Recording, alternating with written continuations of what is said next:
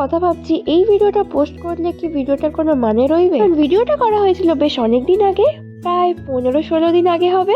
Hello everyone, welcome back to the channel in another mini blog. তো বুঝতেই পারছো কোনো ফিস্টেরই ব্লগ হতে চলেছে। এটা ছিল 31st, বছরের শেষ দিন। আমরা জমিয়ে এখানে ফিস্টি করবার জন্য সব তোড়জোড় নিয়ে ফেলেছি। এখানে চলছিল রসুন ছাড়ানোর পর্ব, যেই পর্বে আসলেই কাউকেই পাওয়া যায় না, কারণ এই পর্বটার জন্যই আমার যেন মনে হয় সবাই ফিস্টে দেরি করে আসে। এই হোক, আদা রসুন সবকিছু ছাড়ানোর পর এবার পালা চিকেন ম্যারিনেশনের। কিন্তু এখানে আমি আমার বন্ধুকে বোঝাচ্ছিলাম পেঁয়াজ কি করে কাটতে হয়। ও এখানে ফুটেজ নিতে ব্যস্ত, পেঁয়াজ কাটার দিকে কোনো খেয়ালই নেই। তারপর আমি গিয়ে কেটে নিলাম। বলছি এক, সে করছে আর এক, তো তার থেকে নিজে করে নেওয়াই ভালো। তো এখানে চিকেন ম্যারিনেশনের দিকটা আমি সেরা দিকে ছেড়ে দিয়ে চলে গিয়েছিলাম আমি ওখানে মাটন রান্না করতে। এখানে চলছিল মাটনের আলু ভাজি আর অলমোস্ট প্রস্তুতির ডান। তারপর এই যে ভদ্র মহিলাদের আগমন, দেন এখানে মাটন কষাতে বসানো হয়ে গেছে। এখানে আমি কষিয়ে একদম মাটন কষা। মনে আছে মাটনটা খুব দুর্দান্ত না খেতে হলেও মোটামুটি ভালোই হয়েছিল, কারণ সেইভাবে আমি মাটন রান্না করতে পারি না,